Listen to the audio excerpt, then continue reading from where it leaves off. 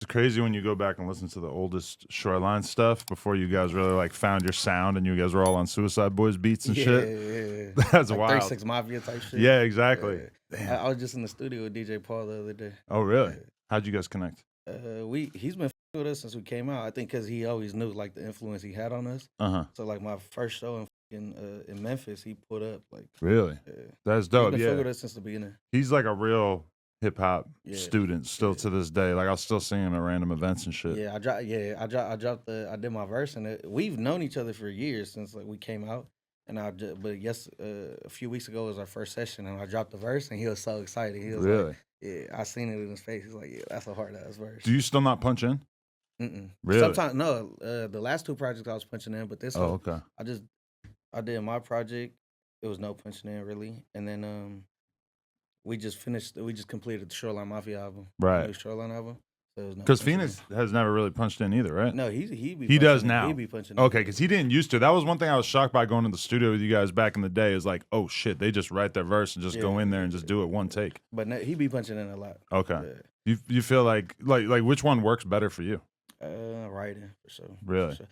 I don't know. Yeah, writing, 100%. Because I feel like it has a different sound when you're punching in each bar, even if you write it in advance, because then you have like more breath for each bar. Yeah, for sure. You say it differently, 100%. Yeah. But I feel like I'm learning how to put them two together, like write it, but still swag it out. You feel me? Like the whole Shoreline album, I wrote all my shit, and it was going crazy. For sure. So okay, wait. With the Shoreline album, how did you approach that differently than how you would just approach a normal project? It's just the vibe was just different. Just being in the studio with the homies. Like when I'm doing my solo project, I go to the studio. I treat it like a real work day. You feel me? I'm in the studio. I don't have no one there. I'm focused. I got objectives over there. We're just freestyling like around, throwing that beat around. Definitely.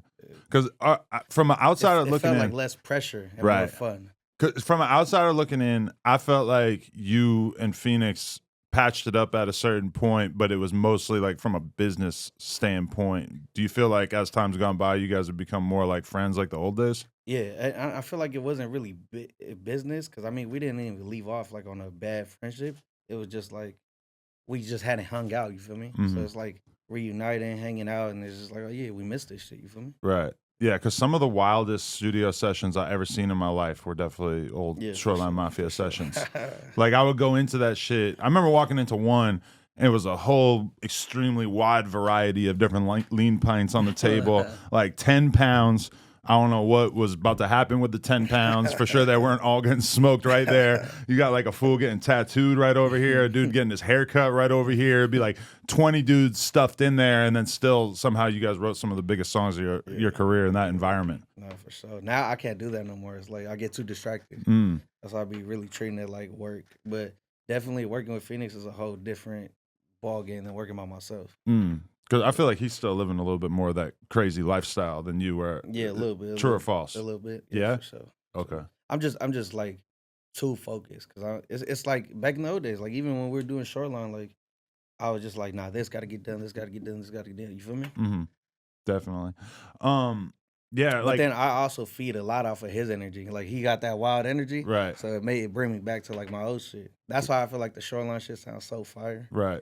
Yeah. Do you have regrets about, like, from my perspective, I feel like there was a little bit of momentum lost in the breakup or the period of time that you guys weren't together. Do you ever look back on that and be like, damn, I wish that I had like kept that thing rolling the whole time? Not really. I don't regret anything, and I feel like it helped me grow so much as a person. It helped him grow. Like it was perfect, and I feel like bringing it back now is just all perfect timing. Definitely. So okay, on the project, just to continue discussing that, it feels like you tried a lot of different stuff. There's more like R&B vibes. There's like some like a song with like a dude singing in Spanish and shit on the hook and everything. Junior 8, shout out Junior 8. Yeah, and you just put out the video for that, right? Yeah, just right now. Let me make sure this shit uploads. My bad. No, literally, I saw it on my subscriber tab right before I came in here. Right now, my bad. But okay, like what makes you want to go in a more expansive direction like that? Just from, are you do you feel like you're chasing hits and success, or is that just a natural transition? I'm not chasing hits. I think it's natural, and I think it's for me traveling the world and seeing so much different walks of life and stuff. Like the R&B stuff, like I'm seeing like how girls react to like Huncho or Kaylin, and I'm like, oh yeah, I want to do some shit like that. I'm just like experimenting, and it's working.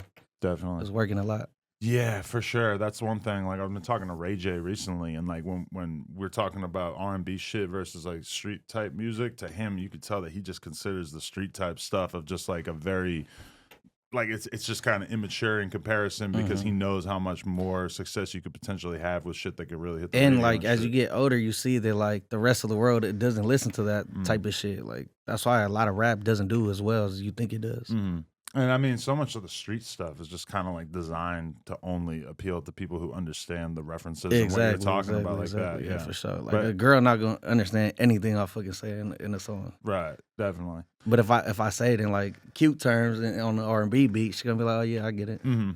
Definitely. Do you like? I feel like you've always had that percentage of your fan base that is like the girls who they treat you like a little bit of a heartthrob. Yeah, type like a Mexican character. Justin Bieber. Or something. Yeah, there you go. You still embracing that? Like, is that still something that you like think about? Or? I think it's getting crazier with the R&B shit. Really? Like, yeah. Because there's definitely been shows of yours that I went to over the years too, where there was a large number of hyenas in the front row screaming, and that was kind of shocking to be like, oh, they got like a fan base like that as well. We do. They get it. You feel me? And especially being from Southern California, like these girls can relate to a lot of shit. Like we probably remind them of their boyfriends, their fucking uncles, their cousins. You feel me? So they can relate. Right.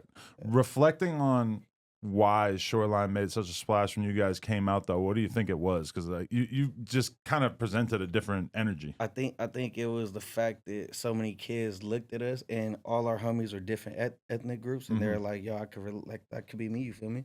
It's not about just about gang banging, but it is like we still turn like we just set like an example of what everyone could be, and everybody could do it. I feel like we look like a lot of everybody. You feel me?